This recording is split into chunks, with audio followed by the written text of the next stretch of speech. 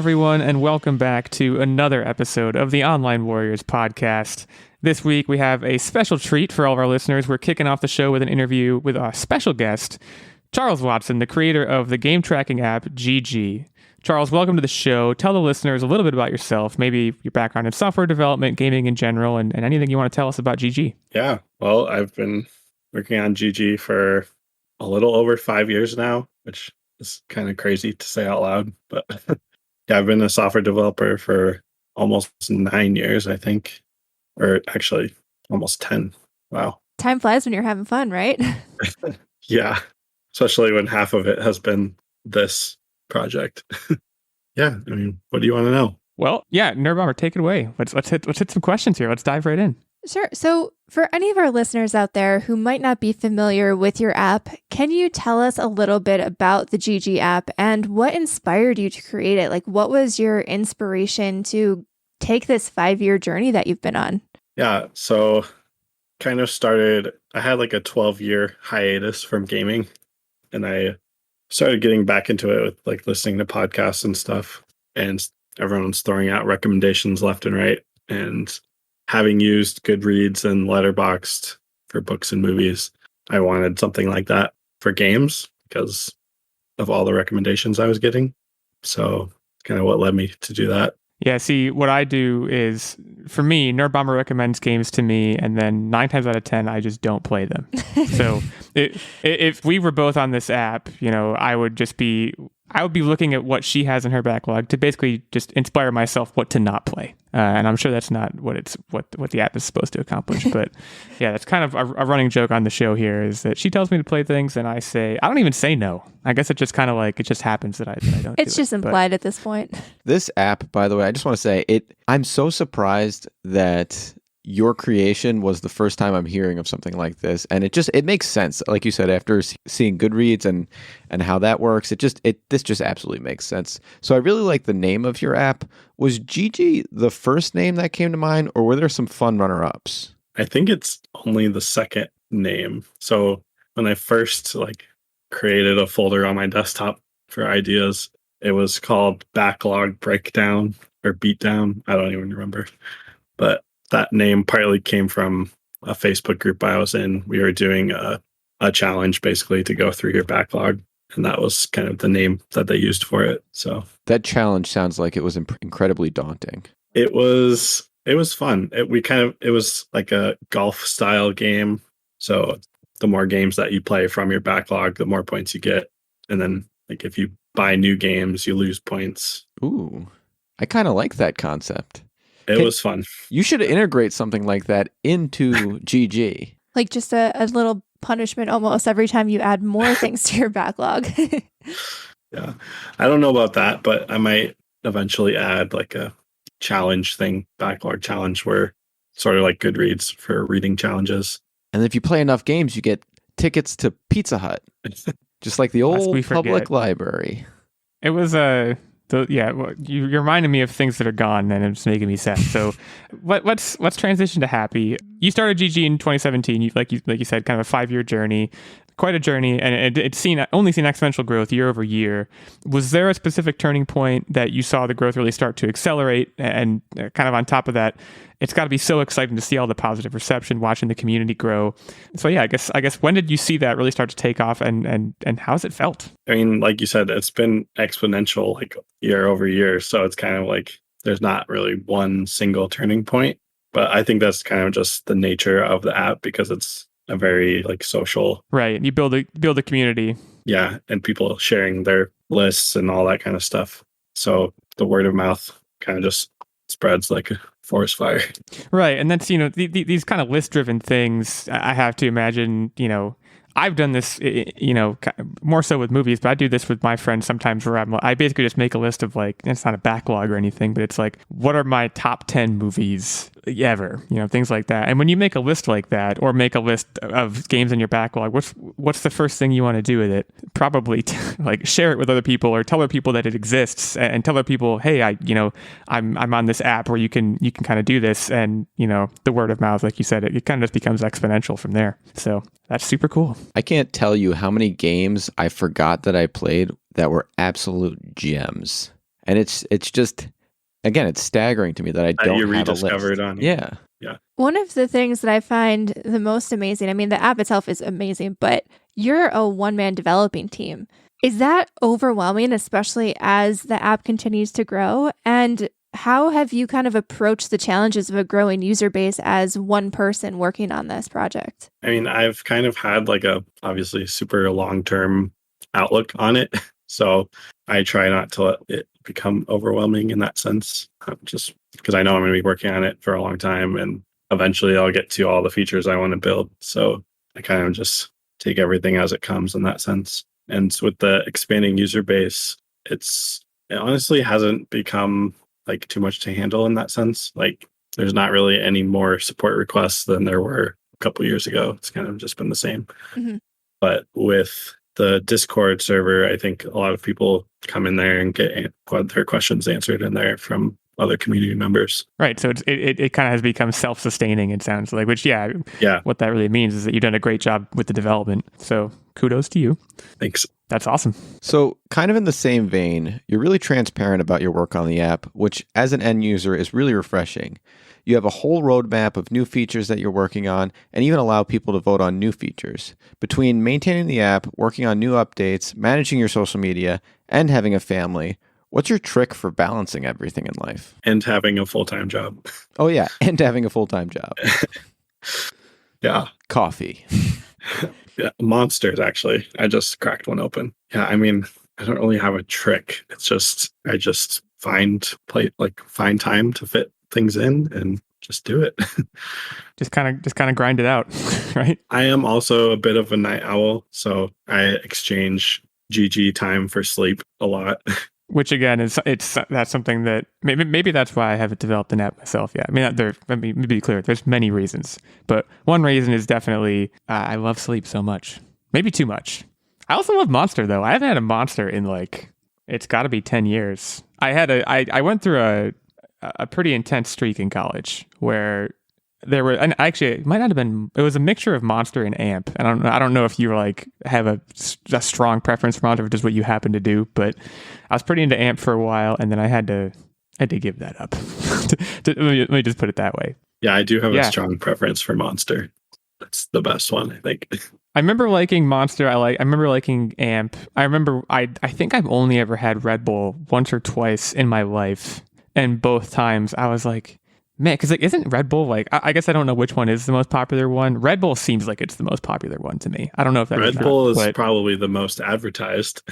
Right. I guess that's why I feel that way. But I just remember drinking it and kind of being like, really, this is what Red Bull is? Like there's so many better options. I agree with Charles. Monster's way better. Yeah. Oh, I agree with that too. I pretty much anything's better than Red Bull. Shout out to Red Bull. You're not very good. Yeah. So what? Sponsor us. Yeah. There you go. Monster. Yeah. At the very least, you're going to want to send Charles a case, right? It seems like that's an order at this point.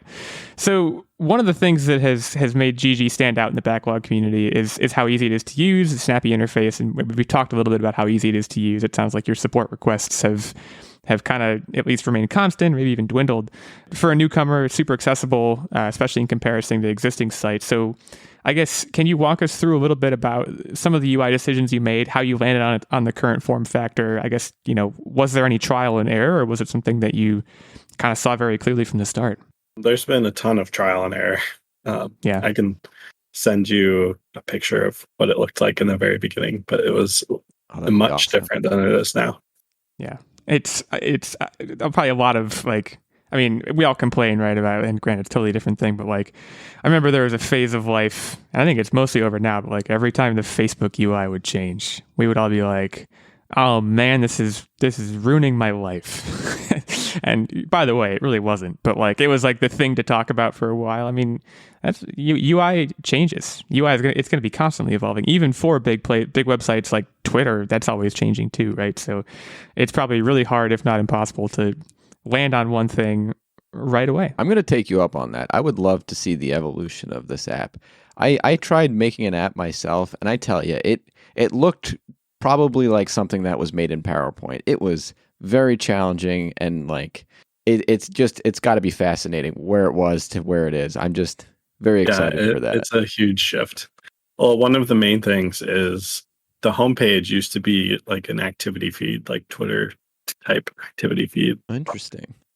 With minus like commenting and stuff.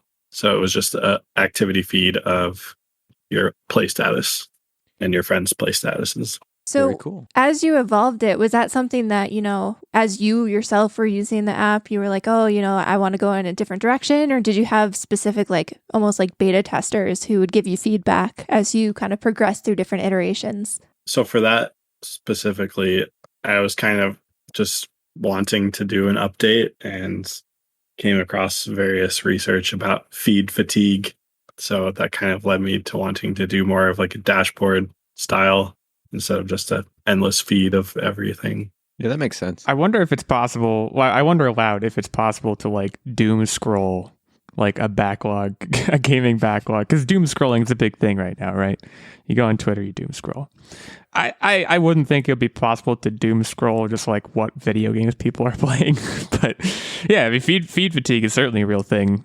I mean, there's so many websites besides Twitter where that happens. I think for GG, like instead of just seeing like everyone's in like each update, I think there is some value in seeing like a general overview of what everyone is doing. So like on the homepage, there's like the popular with friends and stuff like that. So that kind of segues pretty well into my next questions. What are some things you envision for the future of GG? Yeah, so one thing I'm actually working on right now is the updated collection system. So I'm not sure if either of you are elite members or not, but there's a new My Games section, which is the new collection system that shows everything that you've interacted with, and you'll eventually be able to like click in and see like all your reviews and ratings for that game and the list it's on, and then you can see like your friends' stuff related to that specific game. So that's something I'm working on. And then I'm also working on splitting out the want to play status into a wish list and backlog. Ooh, I which do will like be part that. of that'll be part of the collection system as well. And the wish list will feed into a new release calendar feature. That is super helpful. I can't tell you how many times like having a running list of games that are just like vaguely coming out in 2022 is nice, Yeah. but like being able to pinpoint a release calendar for everything will be super helpful. Yep. What are some tips that you would give to any developers like Techtic? I guess Techtic apparently made an app or planned an app that looked like a PowerPoint slide. He just admitted to that. Any developers looking to start their own site or app, what are a few tips you would give them besides Drink Monster? You already mentioned that. Start it small, like pick one or two key features and get them out to people as soon as possible. And also, if you have any plans to monetize it, do that as soon as possible. Right on. You heard it here first, folks. That's the secret sauce, I guess. I don't know. There's probably no secret sauce. I feel like if I've learned anything from this conversation, is that there's no secret sauce. It's like trial and error, and kind of just get out there and do it. Yeah, maybe we'll talk offline a little bit more about that sometime. So apps such as yours help users generate a list of accomplishments. Looking at your own GG playlist, what games are you most happy to see there? Oh, that's a tough one. Let's see. I have my profile pulled up right now, so I'm looking.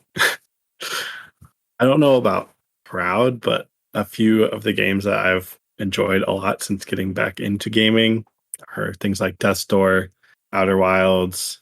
I really liked Soma, surprisingly, which that was one of the games that we played for the book club that we have going in Discord server. Is that Yes, So yes, I'm it's not a called big book fan club, of, even like- though it's games. I mean, hey, I think that's a brilliant idea. Yeah, I love that. But I've heard Soma's pretty scary. I'm not a big horror game player. Do you think I guess I'm trying to I'm not gauge either. how scary it is. Yeah, it's more spooky. There was only one spot that had a bit of a jump scare, and even though I knew it was coming, it still got me. But other than that, it's just more spooky. It's not crazy scary. I think that might Just be putting up out my alley. creepy vibes. That might You guys are missing out. be on my backlog now because I think that sounds about my speed. Not super spooky, just one jump scare. I Yeah. can deal with that. You can always look up the jump scare in advance on YouTube to prepare yourself if you need to. So That sounds like something that she's going to do. Oh yeah, for sure. Just, yeah. So kind of along the lines of, games that you've played, the main, I guess, impetus for you creating the app was your long backlog. Is there any game that's been on your backlog for the last 5 years since you've created the app that you want to get around to, but you just haven't been able to yet? Probably. There's like 500 games in my want to play list right now. A lot of them have been in there since the very beginning. But let me scroll back here a little bit. 500. I imagine that's probably around the size of Nerdbomber's backlog. Nerdbomber, if you had to ballpark it. I know yours, it's pretty big. Yeah. I know that. I mean, that counts games I don't own yet as well. So we're big fans of hard copies in this house, and I would guarantee it that there is stacks of games that we have never even opened yet. So this needs to be gone through. Like in the shrink wrapped, like in the plastic. I've taken the shrink wrap off, but there's just so many games in so little time. And I'm sure, Charles, that you, especially, with all the work you're doing on the app, I'm sure you definitely relate to that a lot. Yeah, I actually don't play that much, even though I have this app. To answer your question, a few that are at the very beginning of my want to play list are Hellblade and Prey. Both Prey is great. Prey was definitely like, man, when I played Prey the first time, I was like, I think I was actually at a point kind of maybe even similar to where you are, where I kind of like I don't want to say I took a break from video games, but like I took a break from like seriously playing video games for a while. I would do it casually. Like I still had a console, but then I think Prey was a bit of a jumping off point where I think it might have been gifted to me, and I was like, oh, I'll give this a try, and like I got really sucked into it. I also think there's 2 games called Prey, and they're wildly different. So when I first got the game, I was like, wait, is this the game from like, there's one that was like in 2009 or something, and it's totally different than that one. But it's just, oh man, it's so good. It's so it's going to be worth the wait, I think, when you get around to it. Yeah. So this final question is something that we ask all of the guests on our show, kind of, assembling online warriors, Avengers, if you will. If you were a real life superhero, what power would you want to have? So I actually have a dream about this power all the time, like recurring dream, that I have telekinesis. So I think that would be the one that I would want the most. And you're positive this is in fact a dream, not that you're in a sleep state and you're using this power. Because remember, you're up all night coding, using this power in real life. You're positive. Yes, I am 80% positive that it's a dream. That leaves 20% available for actual telekinesis. That sounds like the most, assuming it is a dream, sounds like the most fun dream ever. Like people always talk about they have dreams that they're flying, which sounds terrifying to me. Right. Telekinesis is fun. Flying with nothing under you. That's the beauty of telekinesis. Like, you can telekinetically move yourself. That's my problem with people saying flying as a superhero. And sorry for this side tangent, but if you're clever with your selection, you can make yourself fly as an added bonus. Telekinesis, make yourself fly. Firepower, give yourself thrust vectors. It's just the possibilities are endless here, folks. So there you go. If you wanted your superpower to be flying, you're wrong. And Techtic is here to tell you. Well, Charles, thank you so much for hopping on the show, joining us to answer some of these questions. Before we let you go, anything you want to shout out? I mean, of course, we'd be remiss. GGapp.io is where you can find GG and get your account there. Anything else you want to leave us with? Parting words, shout outs to your Twitter handle, or anything else about the site? Yeah, I mean, there's a lot of new features that are currently available to elite members. So if you want to subscribe and put food on my table, that'd be great. And maybe a few cans of Monster too. Yeah, GG Fuel, we'll call that from now on. Well, Charles, thank you so much again for joining us. We wish you the best of luck with GG, and we look forward to seeing what your future has in store. Thanks. All right, with that, we are going to slide into a break, and we will come back to hit you with some of the latest news.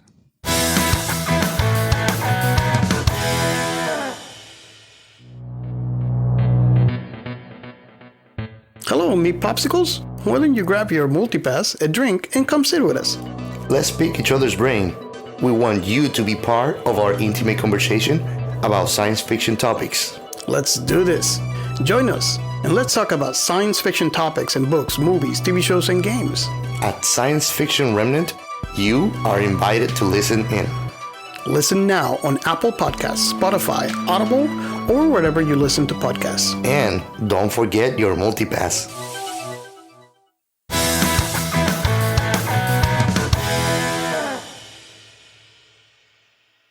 All right, we are back. Thanks again to Charles for sitting down to chat with us about his app and all the success he has had. We look forward to seeing what he rolls out in the future.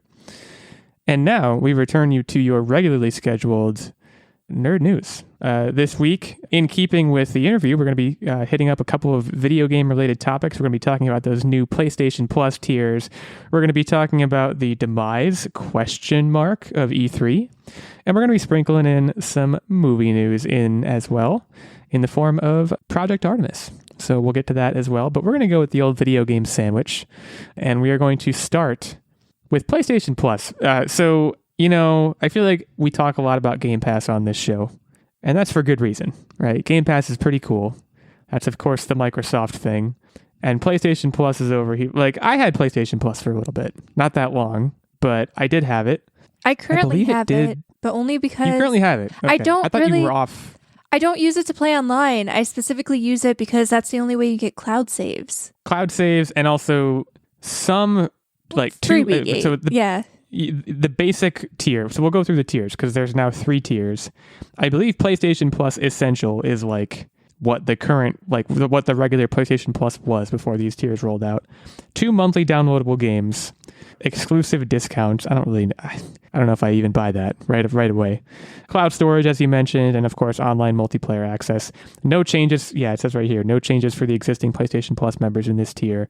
And then they're rolling out PlayStation Plus Extra, which gives you all the things from the Essentials tier, as well as a catalog of up to 400 of the most enjoyable PS4 and PS5 games, including blockbuster hits from our PlayStation Studios catalog and third-party partners.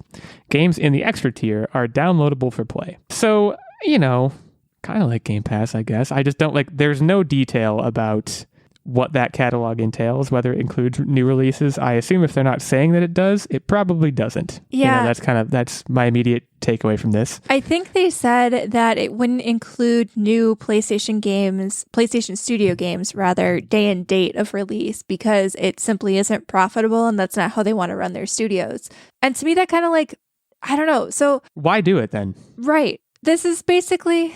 If you're going to compete with Game Pass, compete with them. But this isn't what that is. Well, I think this is almost like the anti-compete with Game Pass. All this seems to have done is taken the PlayStation Now service, which is that streaming / some downloadable games on demand service, which I don't think a lot of people really subscribe to, and rolled it into PS Plus and just renamed it as one big package. But I don't really know who this is for. If you want to play all those old games and you don't already have them and you didn't buy them, because a lot of those games in the PS2, PS3, PS4 era, we're in the golden age of remasters. We get remasters up the wazoo. If you don't already own them, I guess maybe you would want to go back and replay them, but are you getting that value? How many of those are you replaying? Yeah, this doesn't seem like a monthly subscription thing. This seems like hey, I really have this itch to play this specific old game that I happen to know is at this tier, so I'm going to pay for it for a month, whatever. It's no different than buying the game. And right, including the mega hit Sony games like God of War.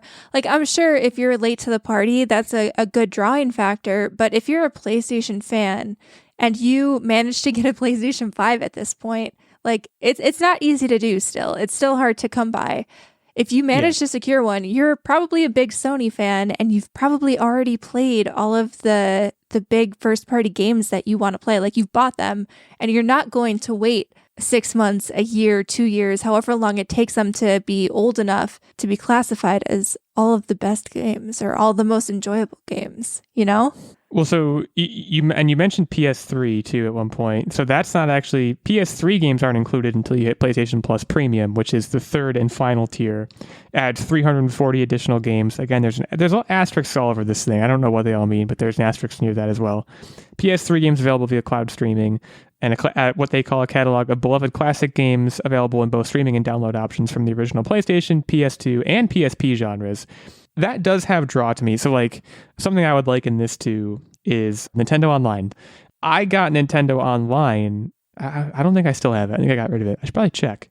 But I got it for all the Super Nintendo games because there was like this kind of novelty thing going with it, and like there are PS2 games that I would be very interested in playing. They like if they have like the old Lord of the Rings games were on the PS2, they were amazing. The movie tie-in games, games like that you can't really play anymore. Otherwise, I think there's some value there, but it's just like you said, a lot of people who have PS5s probably already played those. Like there are people in a position who like Charles, who we just talked to, like they took a hiatus from gaming. They're coming back. They want to play a bunch of games that came out in the past 10 years. You could sign up for this for a year, spend $100 or whatever, and probably play 20 games, and you're getting your money's worth there. But how many people are in a situation to do that? I think the Game Pass model, and I'm a PlayStation fan, but I think the Game Pass model makes so much more sense. Now, we should kind of break down. You want that hot newness. So PlayStation Plus Essential, $10 a month.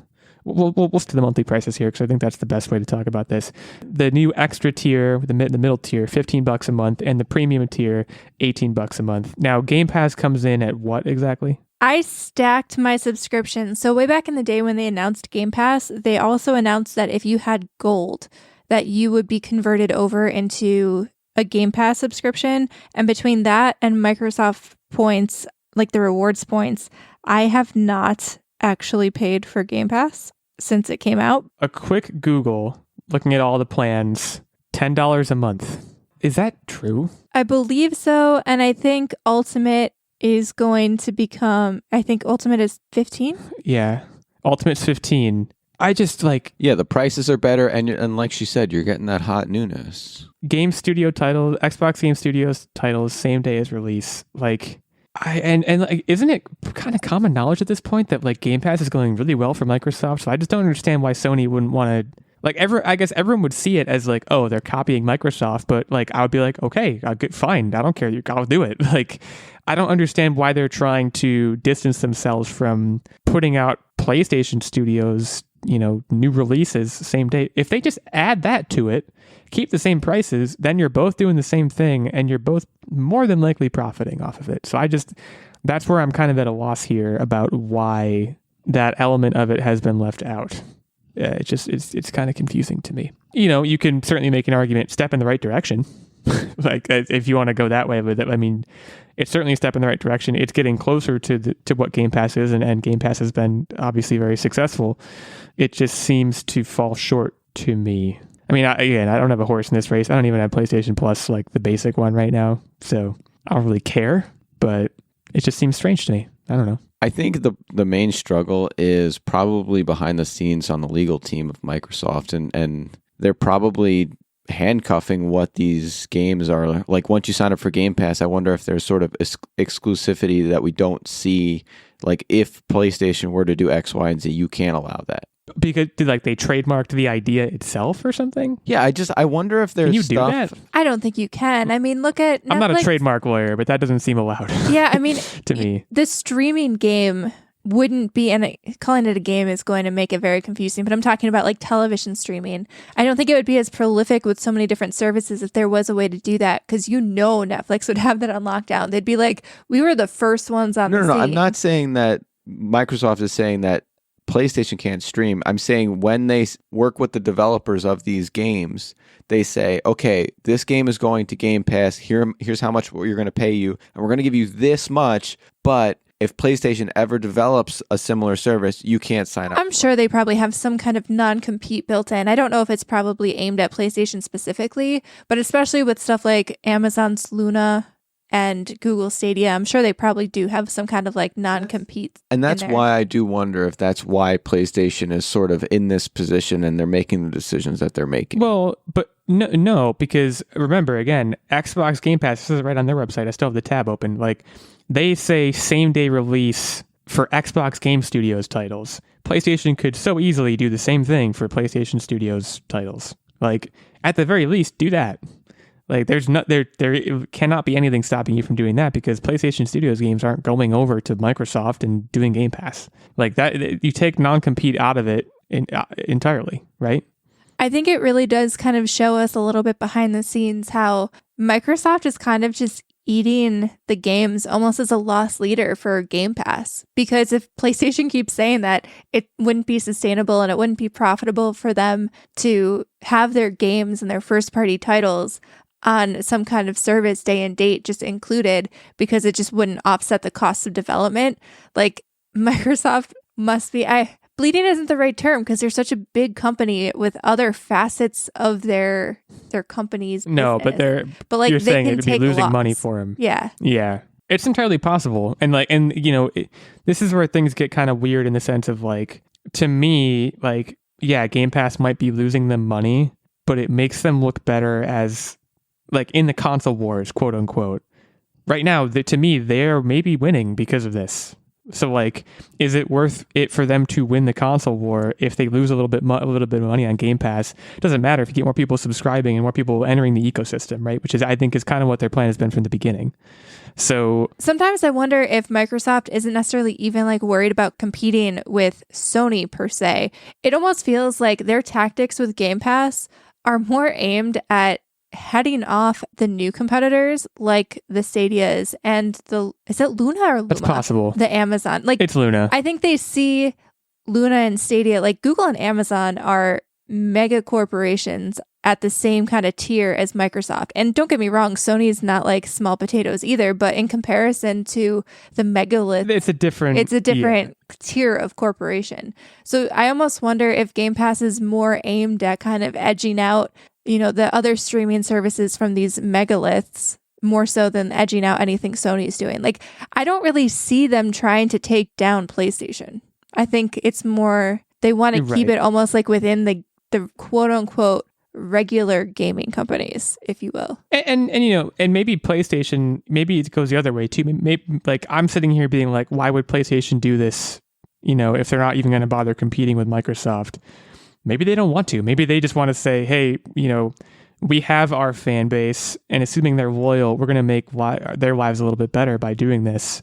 And we think they're going to want it based on X and Y marketing data and all that. And, maybe they don't care. But, maybe someone says to them, hey, this isn't as good as Game Pass. And they say, we're not trying to be Game Pass. At face value, I think it looks like they are. But you don't know what conversations have occurred, around rolling this out and why they're doing it. Now, meanwhile, like I always find it amusing in these conversations that like I don't want to say Nintendo's sitting in the corner with a coloring book, but like I mentioned Nintendo Switch Online before and drew a parallel there. But like, if anything, I think Nintendo is better for it. They're just like they're so above this whole console war thing, aren't they? They're just like, we don't care. We're doing something totally different. Like, we're going to do our thing. I respect the crap out of that. They just fly above all this, it seems like, and they manage to do it pretty well. But yeah, PlayStation Plus, at OW Illeagle86, at OW Techtic, at OW Nerdbomber, our main show account, at Online Warriors 1. Where do you fall here? Do you think this is a good idea? Do you think it's silly in comparison to Game Pass? If you're going to get it, what tier are you going to get? Hit us up on the Twitter sphere and let's have a conversation about it. And let's talk about movies now. Let's transition into it's a very cool sounding name, Project Artemis. So this has been announced. Marvel co-stars Chris Evans and Scarlett Johansson. You remember Captain America and the Winter Soldier. It's going to come up later in the quiz. That was, I think, their first Marvel movie together, to be followed by, the Avengers and about a billion other movies. And Jason Bateman is going to be directing this movie, Project Artemis, which is going to be about the historic space race between Russia and the United States through the mid-20th century. Now, Apple has purchased distribution rights off the heels of their success with Coda, which I talked about last week. $100 million deal. I'm going to talk about Apple later in my What Are You Up To? They are freaking bringing the heat right now. Like, I know you guys have talked about a couple Apple TV Plus shows, like specifically related to the space race. You're right, For All Mankind, and it's mentioned in this article as well. That's the one you were talking about, right? I'm not pulling that out of my butt. The one. Yeah, it's just I think Apple TV, like they're really like they're bringing it, and I'm for it. And I'm going to talk about a show that I'm watching on Apple TV Plus later that I'm really really enjoying. And I think this is a win. I mean, Scarlett and Johansson and Chris Evans have proven chemistry. I think Chris Evans in particular is going to be a super hot commodity now that he's kind of extracted himself from the Marvel spider web. Was he ever not guess. a hot commodity? Yeah. He was a hot commodity. I suppose that's a good point. He was a hot commodity even before he became Captain America, but then he did a became bunch Captain of America. And, rom-coms and stuff. Yeah, but there was that Human Torch stint. Human Torch was before. Yeah, that was before Captain America. He hasn't done very many rom-coms, has he? Sure he did. I know he's done I a know he couple. did that one with Anna Faris. I can't remember the name of it. He's done several rom-coms, if I'm remembering correctly. He was in Scott Pilgrim. That's one of my favorite Chris Evans roles. Also, Knives Out. Great in that movie. Chris Evans is a good actor, and I think he's very hot right now. Scarlett Johansson, also very hot right now. We know they have great proven chemistry. I don't know, space race stuff. This is a potentially unmined, IP goldmine, I think. I think you think about the success of movies like Apollo 13, which I know is a different thing. That was this once in a generation event, and the moon landing itself was a once in a generation event. And it's just it feels like, space is it's the vast frontier, and the space race is a vast frontier in filmmaking that the depths of that I don't think have yet been plumbed. So I don't know how you guys feel about it. It just seems like this is a total no-brainer to me. Oh, absolutely. I 100% agree. And I was Nerdbomber and I were actually just talking about, how a lot of these fascinating period pieces are always coming out, and you reflect on the times now. And if we talk about the space race, like we did in last week's episode, in the 2000s, it's going to be who was the richest person to pay for a trip to space. Whereas back then it was you pulled out your slide rule to get to space. The amount of computing used was less than what's on a cell phone.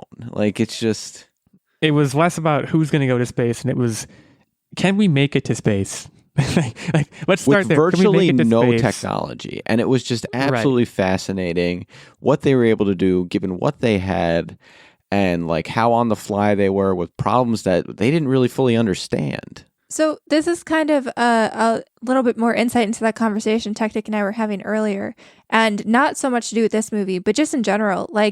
How we today make movies and TV shows about the 60s and the 70s, because if you looked at content back then, aside from news shows, there weren't really in-depth analyses of a lot of the big time current events, they weren't kind of making movies in real time. But nowadays, an event happens and a year later we have a movie about it, one that comes to the top of my mind is the Silk Road guy, Yep. That whole thing. We had movies about it a couple years, 5 years later, whatever it was. And I almost wonder, you get more insight on events when you look back 20 to 30 years, but are they even going to bother in 20 to 30 years making movies and such about things happening today, because we already kind of made them? I mean, public opinion has to, that's a good point. Public opinion on things has to settle. We've talked about on the show when the trailer first came out, The Bubble, that movie came out over this past weekend. I haven't watched it, but the movie's about the COVID pandemic. A lot of people would argue it's not even over yet, and there are already movies coming out about it. And you're seeing movies like The Big Short, one of my favorite movies. I don't think they even waited 5 years after the housing crisis to do that movie. It's just, I think you're right that the distance between the event itself and the movie coming out is just shortening and shortening. And I guess people, I don't know what it is. People feel like they remember it better so they can write a better movie about it. But I think it's more powerful to, do something like Apollo 13, where well, when did Apollo 13 happen? I'm show my stupid card here, but the movie came out 20 years after that happened or something like that. It's a long time. So it just, that feels more right to me than, making a movie a year after it happened. 25 years, almost exactly 25 years after that, the movie came out. And to me, that's appropriate. A year later, you probably should give it a minute. I don't even know how I feel about that. So, yeah. Project Artemis, coming soon. Techtic, any thoughts about this? There's no release date or anything for this yet. This is in the very, very early going, but Techtic, I assume you're a spaceman. Yeah, my biggest thing is the accuracy of it with regards to the scientific view. I really hope they consult experts in the field, and there's things that people will not surprisingly learn. If you don't see a slide rule, you're going to be not you're so gonna much be a hot little potato. So Apollo 13 you had mentioned, and the volatility of pure oxygen is something that resonates with regards to Apollo 13. And there's a lot of little things with regards to how oxygen interacts and with say organics and things like that I think could totally be a huge like teaching moment for the viewers, but also like a flex on, hey, we did our research, we kind of know some stuff. You think about things like The Martian, like we book clubbed that on our old podcast. We book clubbed The Martian, and like we all read it at the same time. And reading that, and even like watching the movie, like, yeah, it's a science fiction movie, like it's about having fun, right? But like reading the book, you're kind of just like, to me, the main like source of joy from reading that book was like, wow, this guy really did his research, and like he knows a lot of stuff, and he's displaying a lot of just like pure, like unadulterated nerd intellect that, yeah, it's very cool to see that on screen too. So I couldn't agree more with that aspect of this. And in the meantime, it has a really cool name, Project Artemis. That's we'll be on the lookout for that. Again, no further details yet as of now, but you'll be hearing more about it soon, I have no doubt. $100 million, even for Apple, is like, it's money. They're probably going to want to like shout this thing from the rooftops if they can. So at this point, before moving on to the next news topic, I would be remiss if I did not shout out our fantastic Patreon producer, Mr. Stephen Keller. Stephen, here's to you, my friend. Thanks for tuning in for another episode. Thanks for giving us input into our weekly game segment. I am hosting this week. Topic to be announced. Stephen gets input into the weekly game segment. He gets his producer's shout out, and he gets, of course, access to the monthly secret segment and vlog and the occasional guest spot on the show as a night level member of our Online Warriors Patreon. There's also a Squire level, which gets you access to the monthly secret segment and vlog, and a Page level, which gets you access to the monthly secret segment. And for all the details on all of those tiers of support, you can head over to patreon.com/Online Warriors Podcast. Go say hi to Steven, say hi to us, look at what we got in store for you, and consider giving back to the show, keeping the mics running, etc. I think we're gonna forego any more breaks and just go right into our next topic. Keep the podcast water flowing through the pipe, So let's talk about E3. How many times do you think we've talked about E3 on this podcast? We got to be at in least double digits at this point. Well, no, we do it every year. We've been doing this for 5 years. But then we also talk about like, but I think there's more than that though, because I know we talked about like E3 going remote last year. That was a topic. And now we're talking about, I think we might be close to double digits on this one. That's true. And we always like speculate prior to E3. We'll have our historians go back and check the tape. This is a bummer. This is bummerino news. So strap in. E3, of course, has canceled its in-person event. It happened a little bit ago. The ESA now informed its partners there will be no digital event equivalent this year. So there's basically just no E3 this year. Why? Like, what? I guess I don't understand. I understand canceling the in-person event, of course. It was, of course, canceled in 2020, and it was a digital event in 2021. The digital one, I thought, was at least kind of a success, or it was a success enough that they should keep doing it. I don't understand. The digital one was well received. I actually preferred it to the one because, like, it felt like it was addressing me as opposed to addressing the audience, and it made me, the person who couldn't make it, just feel more included. And so I'm actually very confused by this, but part of me wonders if they had fully planned on doing an in-person and it was like all or nothing kind of thing. And so, so they didn't have their ducks in a row for a backup, is what you're saying. Yeah. It's too late. I being in such a global world, I can't fathom how you couldn't rig something up, but I almost wonder if they couldn't get developer buy-in though. Like, you look at now the cadence with which studios and like the big players in the gaming industry kind of release information, and like Nintendo now has a regular cadence of Nintendo Direct, so does Sony. Xbox is a little bit more structured, I feel like, around award shows and stuff like that. That's when they'll typically have their showcases, and they do a little bit more of a big deal sort of thing around them. But I mean, if you don't really get Nintendo and Sony back, those are two of your bigger presenters. And if they're like, hey man, like, we're good with just doing our own thing, and then we don't have to like rush and show things maybe we're not ready to show just because there's this big milestone. Maybe that was a big driving factor too. Like maybe these studios are just like, hey, like we'd rather do things on our own time. The internet's a thing. We don't need you, E3, to get our information out there. So let me ask you something, Nerdbomber. Is this the death of E3?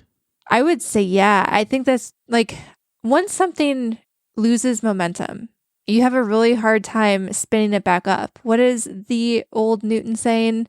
An object in motion stays in motion until it stops. Like, I don't know, man. Or not Till it rest stays at stops. rest. So for what it's worth, the ESA, which I actually don't know what ESA stands for, they're the people that do E3, whatever.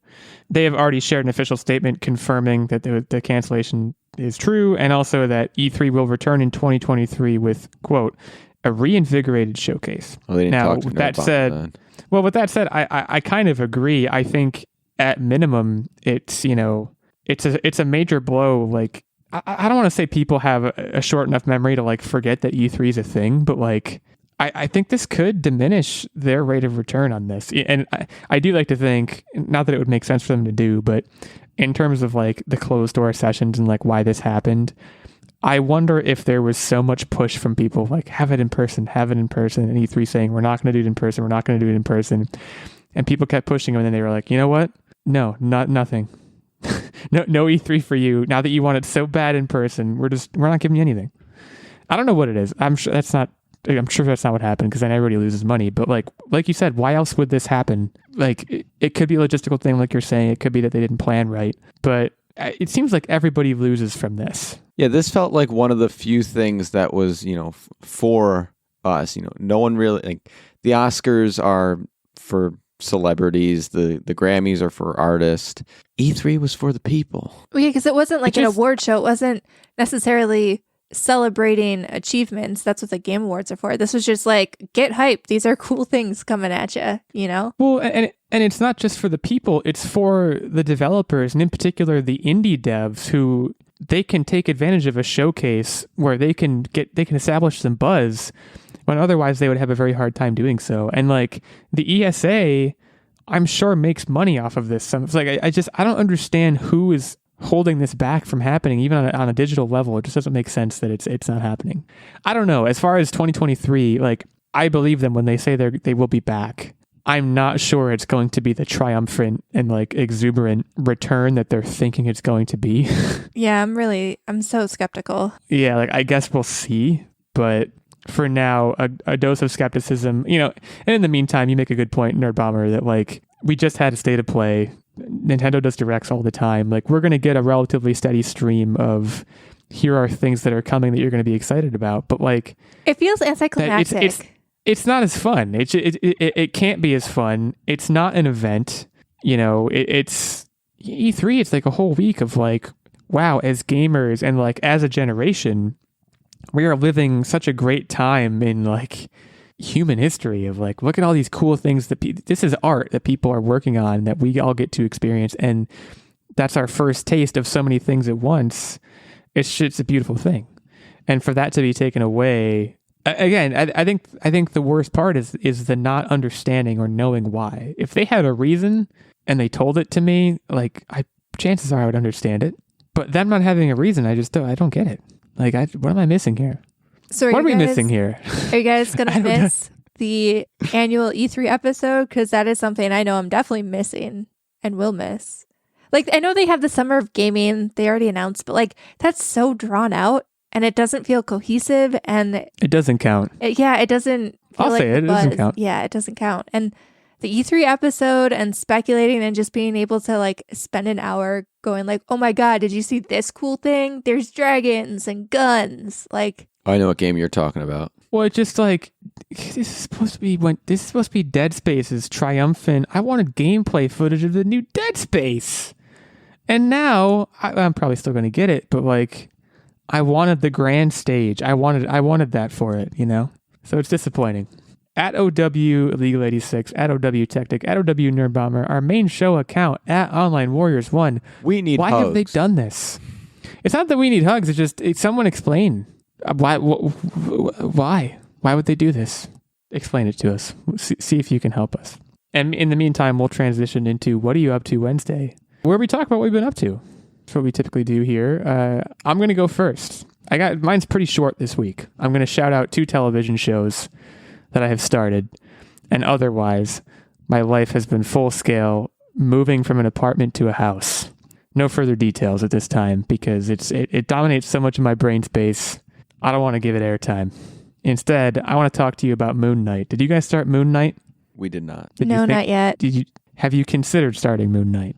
We have. Is it on your radar? It's one of those things where I want to wait until more episodes are out. Is that fair? The first episode is pretty good. It's totally fair. If only and let me tell you why it's super fair. The credits rolled after the first Moon Knight episode. It was great. Oscar Isaac is great. I'm very confused. We've exited the realm, and I've talked about this before with Marvel properties. With every year that passes, we exit the realm of superheroes that I have any understanding of. And Techtic, I assume you know a thing or two about Moon Knight. One of my favorite hobbies is researching characters' backstories. Moon Knight so far is pretty off the wall. The credits rolled, and I just turned to my fiance and I was like, I don't get it. I was confused. And to be clear, I think that was probably a good thing. I want these shows to hold my interest and continue to surprise me. And this show definitely is doing that so far. I will continue to watch. Oscar Isaac is great. It's just, if you have any expectation about what it's going to be and what it's going to do out of the gate, maybe check those expectations at the door is I guess what I will say. But it was definitely enjoyable. Unfortunately, it also paled in comparison to the other show that we started, which it might be my show of the year. It's climbing the ranks. And granted, it's only April, but I would even say too, in the last calendar year, the last 12 months, Severance on Apple TV Plus. You've probably been hearing a lot about it if you're anything like me. It's the real deal. It's a very good show. If you want to know what the dealio is, I'll take you through it, but I'll take you through the premise. Imagine a Black Mirror episode, but strung out over an entire season of television. And here's the Black Mirror episode. People can sign up to undergo a procedure known as severance, in which you place an implant into your head. And what happens is when you go to work, you get on an elevator and go to what's called the severed floor of an office.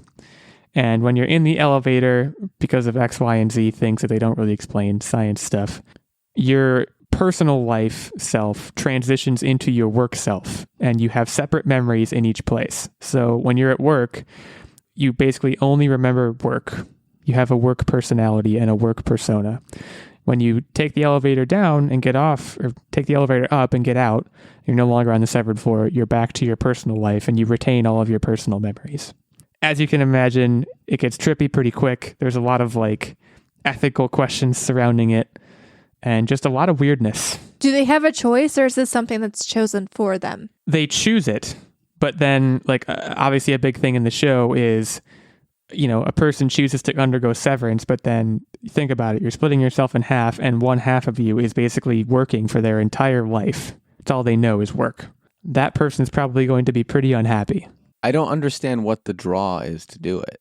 I could kind of see it because, I don't know about you guys. Work is very different in a career setting if you're a salaried employee than if you worked in a grocery store. How many times have you heard the phrase "leave it at the office"? Right. I remember when I used to work in a grocery store, I would clock out and that would be it, and I wouldn't think about it.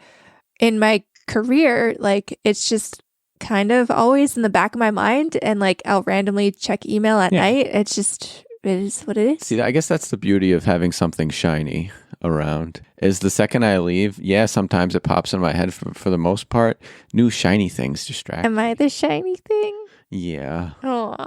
Another way to put how you it, just moved past that. Oh yeah, I'm not going to address that at all. Another way to put it, work-life balance.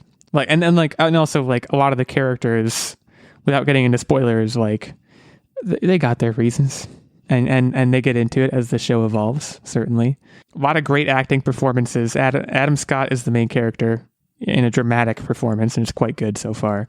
Patricia Arquette plays a critical role. She's amazing. John Turturro, also very good. And the X Factor, Techtic, I'm going to need you to bust out your Christopher Walken impression, because Christopher Walken is in it, and he is phenomenal. So I would strongly recommend that you watch this show. At least try it. It's not going to be for everyone. It's very weird. Yeah, But if you give it a chance. I do recommend watching the show. That was actually a bad impression. I feel like that was Don't pretty use good. that one. In any case, it's fabulous. It's worth you at least trying it. If it's not for you, it's not going to be for you. Like if you don't like Black Mirror that much, you're probably not going to like Severance very much. But if you do like Black Mirror, then you probably will. That's the strongest, I guess, parallel that I can draw. So yeah, check it out. And no Mass Effect updates this week because my PS5 is currently in a box. That's how moving goes. So more on that. Maybe not next week. Maybe the week after. I got to get it unpacked. Moving. #moving. Techtic. So I'm Tell us what's going up. to cover 2 updates. One, we have just been continuing to play the snot out of Tiny Tina's Wonderland, and we barely even scratched the surface of the story. We're just exploring and doing side quests and just having a blast with it. So still 10 out of 10 recommend it. We're going to be playing that game for a while. And the other thing is we watched a movie called Rescued by Ruby. This is a movie that is fun for the family. It is about a dog based on a true story that was a shelter dog, and they get adopted by a deputy and becomes a search and rescue dog through training and struggles and partnership and love. And it's just so good and so heartwarming. And you're really rooting for Ruby the whole time. My one complaint about this movie is the accents. They're in Rhode Island, but I swear to you, like 6 or 7 people are straight from Scotland because they just don't know what a Rhode Island accent sounds like. I was like, why is that guy so Scottish? It just didn't make any sense to me. But everything else was good. I recommend this movie for the family. It'll make you just go, oh, I love dogs. Did you or did you not watch it? I just Googled it while you were talking. Did you watch it because the Flash guy's in it? Yeah. Yeah. Was that like a 100%. big part of the draw? Yeah. Yeah. Okay. I And just wanted to make sure. There's one part in the movie where he's like, I want to be a superhero. And then we're like, I want to go fast. Yeah. There's also a guy in it who looks a lot like Michael J. Fox. Scott Wolf. Never heard of him, but I Googled like the movie. Scott Wolf and is he's like a B actor.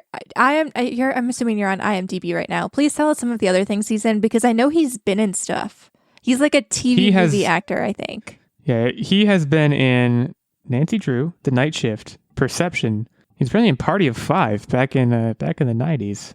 I don't know. There's not a lot here, honestly. But he was in BoJack Horseman. He's just got NCIS one of those faces. for a little bit. Maybe it's NCIS I know Yeah. him from.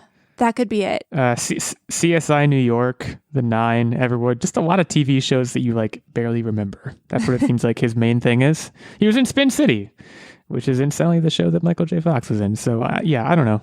Scott Wolf. Shout out to Scott Wolf. He might listen. You're great. Maybe. I don't know. I've never seen anything that you're in, but you look a little bit like Michael J. Fox. And that's, I think, an accomplishment on your part. Well, Techtic, if that's the end of the line for you, we'll turn it over to the Nerdbomber, and she can tell us what's up. So we've also been watching a lot of TV. So we are 2 episodes deep into Halo because it's all that's out right now. And I have mixed emotions. I don't think it's that bad. One of the things that I don't like right off the bat, though, is I don't think I like Master Chief, ? Like he doesn't. Which seems pretty important. Yeah. Like it's super important. So in the games, Master Chief is always kind of this strong leader who will do what it takes. And I mean, I know there's not a lot of like lore in the games themselves, and a lot of it is kind of developed outside in like books and novelizations and that kind of stuff. And especially not in the first game. Like you really don't know what's going on in the first game at all. There's barely any story. You really don't. Yeah. You really don't. Yeah. But the way that they kind of portray him, and I don't want to give too much away, but they basically kind of portray him as just like your standard military grunt who just does what he's told. And that doesn't sit right with me. And like, Well, is the voice at least kind of correct? Because that's important. He too. does what he's told, but he's like dealing with starting to emotional. question Yeah. Which I actually like that. I think to make the TV adaptation, you needed to have him break down emotionally so that you can connect and relate to him as you need to humanize him. You need a character arc too. Yeah. You need that realization to be what drives the drama of the show. The thing that isn't good, the voice is fine too. his face. It's his face. there's Well, you don't something. ever see his face in the games. They just Right. picked the wrong face. Well, I don't know, and maybe it's just because like it doesn't feel like he earned the unhelmeting. Like when you're watching something like The Mandalorian, they pretty much go the entire first season before he takes off his helmet, and it feels like you've kind of earned it as a viewer. You know, they save it for a special moment, but he takes it off, I think, halfway through the first episode in Halo, and he spends most of the second episode helmetless, and it's just like, it feels... Yeah, it seems like a weird choice. Yeah, and then, like Techtic said, his face is just not what I expected. I guess I expected somebody like The Rock, somebody like super chiseled, and like he doesn't look like he's out of shape at all, but like he doesn't look like the super soldier who the Earth's fate is hanging on. You know what I mean? He just kind of looks like a dude. He Yeah, looks very He's generic. kind of like a guy. Almost I like- did Google while you were talking. It should have He been looks like a guy. genetically modified human looking thing. Really. Meaning what? If he's a super soldier, he should have like zero fat, super cut. Like, you know what I'm talking about? Like a Dave Bautista, or like I said again, The Rock, like that chiseled kind of look. I wouldn't even say like they have healthy weight. I would say like just like an unnaturally chiseled jaw type thing. Like again, these are genetically modified human beings that are bred and adapted. Not even bred, but just they're scientifically enhanced. So they should look it. And he just kind of looks like a Yeah, dude. I mean, well, he like, don't get me wrong. Like, you better believe I just Google image search this guy, Pablo Schreiber. By the way, if anyone wants to do this along with us, he's got some photos where I'm like, okay, he's cut, like he's you know, he's a specimen of a guy. But then you get some photos where like he does have some muscle on him, but he also has like, I think it might be a hint of dad bod. Like it's a little bit dad body, where you're like, okay, you kind of lost me a little bit on the Master Chief thing. Yeah, I think like, I it just agree that doesn't Master fit. Chief, and he's supposed to be like, isn't Master Chief also supposed to be like 7 feet tall or something? Mm-hmm. Like, not that they can do that very well, but like, he's supposed to be this like physical specimen, super big, you know, kind of thing. Also, their boots are annoying. Every time you see anyone in the program, they're just clonking boots. Like they're trying to make them audibly larger than life, but just make them larger than life. Stop making them clonk. They don't need to clonk. Every step they take is a clonk, clonk, clonk. Well, that This show, that doesn't bother me. But I will say, like, we've complained a decent amount, I guess. But the show itself is enjoyable. Maybe not what I expected as a Halo fan, per se. But It's a good sci-fi. right. It kind of feels like they are channeling Mandalorian vibes. There's something about it that is giving me like Mandalorian story arc. And I know 2 No episodes doubt. in, it's kind of hard to really get a good feel. But like, you know, I don't want to give anything away, but you know, different settings and different episodes so far, different characters, like people coming after you, sort of chase scene sort of stuff. Like it really is hardcore Mandalorian vibes. And it's not that bad. I will say, even in the first episode, like there's a lot of fan servicey stuff that I really enjoyed. The CGI for all of the alien races is kind of terrible. I'll say that. Like, especially for what you would assume is a relatively big budget show, it doesn't look great. But, you know, seeing all of the different weaponry, which is like true to the game, and even hearing like that iconic shield reboot sound, you know what I'm talking about? Oh yeah, that's a good. Yeah, of course. Like hearing that in the show was just like this super cool moment for me. So I don't know. I don't hate it so far. I'm having fun with it. I'm not trying to be overly critical, I guess. I think I'm not a big enough Halo fan to care desperately how this show does, but I've played it enough times to, I think, still benefit from those kind of fan servicey moments and like just try and have fun with it. Now this show has a 70% critic consensus on Rotten Tomatoes, 59% audience score. So a rare instance where the audience score is actually lower. I think usually it goes the other way, but it kind of paints a picture similar to what you're saying of like, there's a lot of glimmers of glimmers of promise is actually the phrase that's used in the critics consensus, but it needs to, you know, it kind of needs to do something more than it's doing. And it's not doing that. It's kind of what I'm led to believe. Now I still might try watching it because I think it just could be really fun to watch. But like, I think there's so much and you know, it would bother me if they just tried to make a Mandalorian out of it because there's so much cinematic potential for something like Halo. And for proof of that, you look no further than like the trailer for the Halo games. Towards like when they got to like Halo Reach and like even Halo 3, those trailers were awesome. Like they were just like the Assassin's Creed games. They made those games because of the trailers for those games, or they made the movie because the trailers for those games were basically movies. And they thought, let's just do that. And granted, that didn't work either.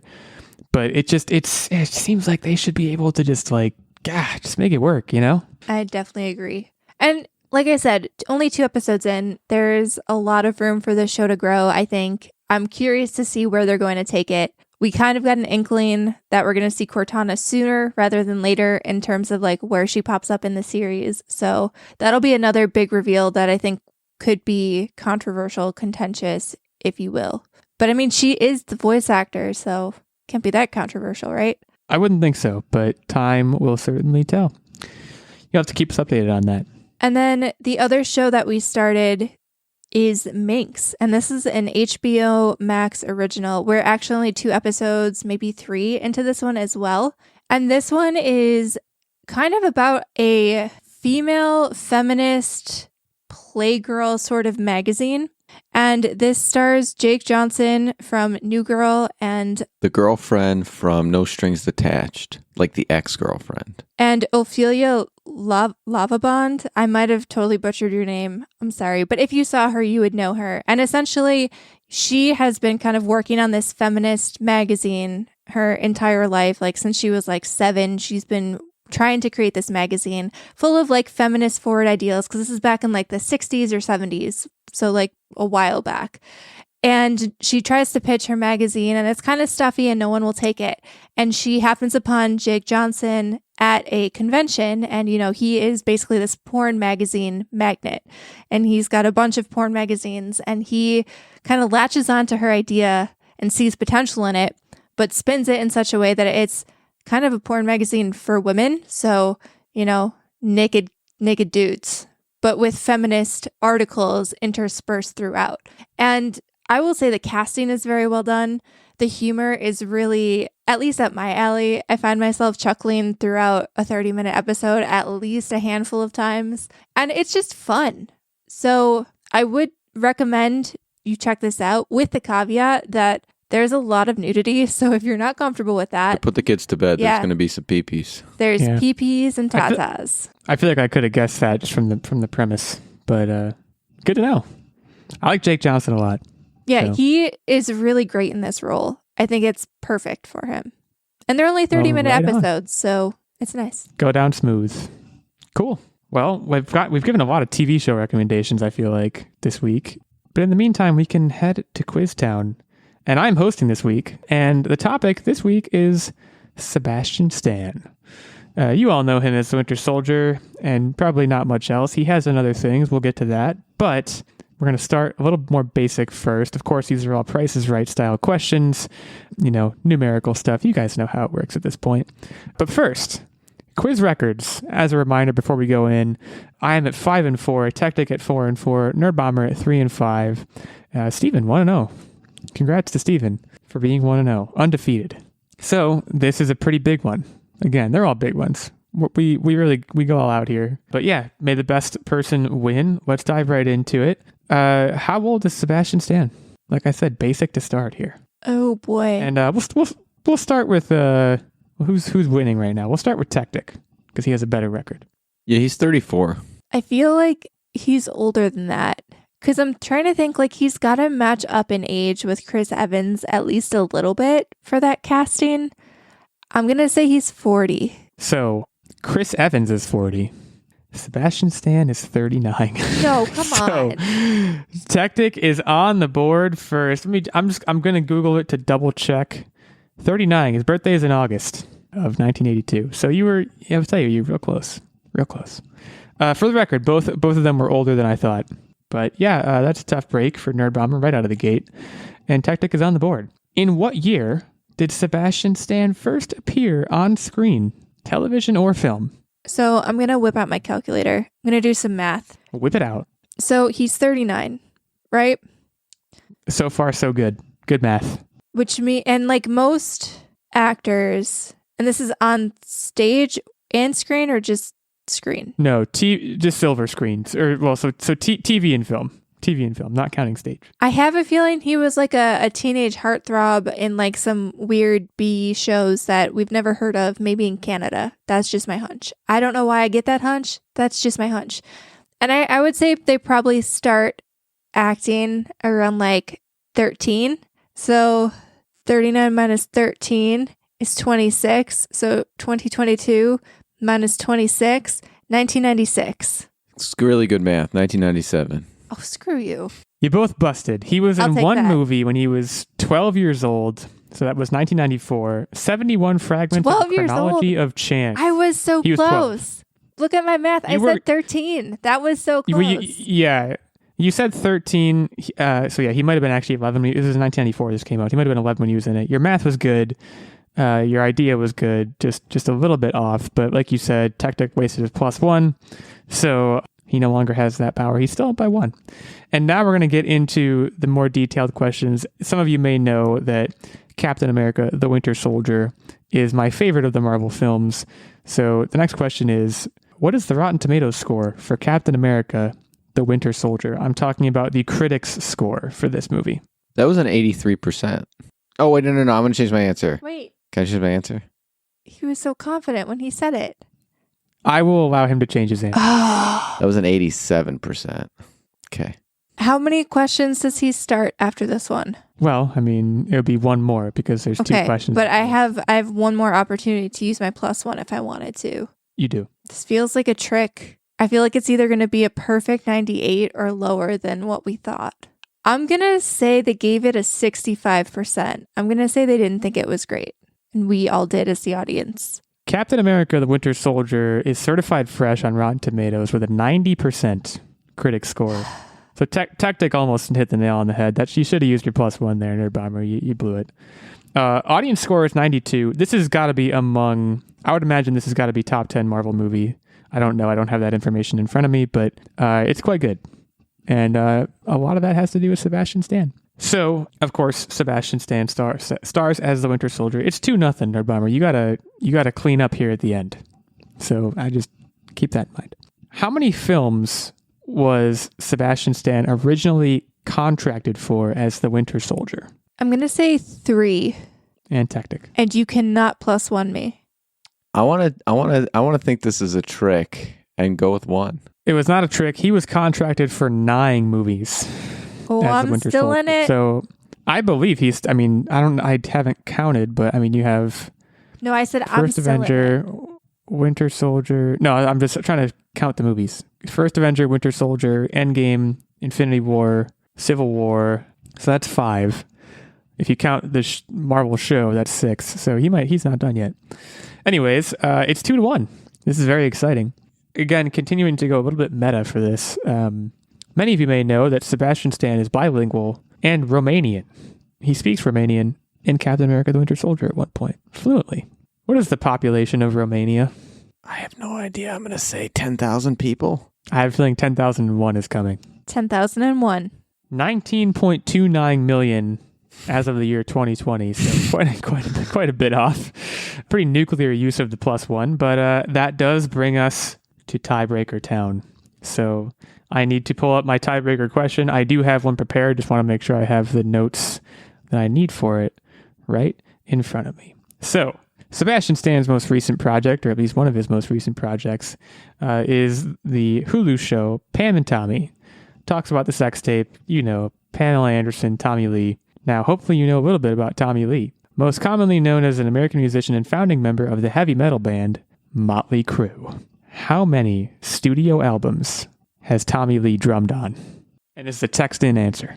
Text in, please. We have a winner. We do have a winner. You guys were very close. Techtic said 17. Nerdbomber said 20, and Nerdbomber is correct. The come from behind victory.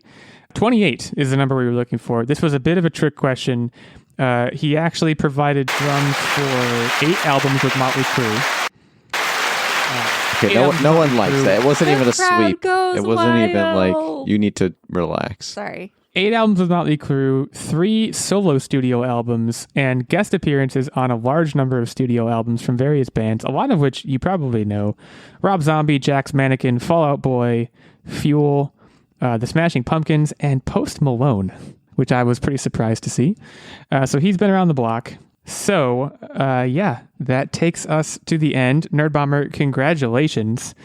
You move to 4 and 5. Techtic moves to 4 and 5. And I stay at 5 and 4. Could not be closer right now. Razor thin margin of victory here at the Online Warriors. Steven at 1-0. Still undefeated. So next week, Nerdbomber will pit Techtic and I against each other in a battle of wills. Topic TBD. In the meantime, we want to thank you all for joining us here at the Online Warriors podcast. We want to thank Charles again for joining us for an interview earlier in the show. And I will let Techtic take us out with a tech tip. You ever see a line of people that want to hit you? All the time. That's the punchline. That was Have a terrible. good week, everybody.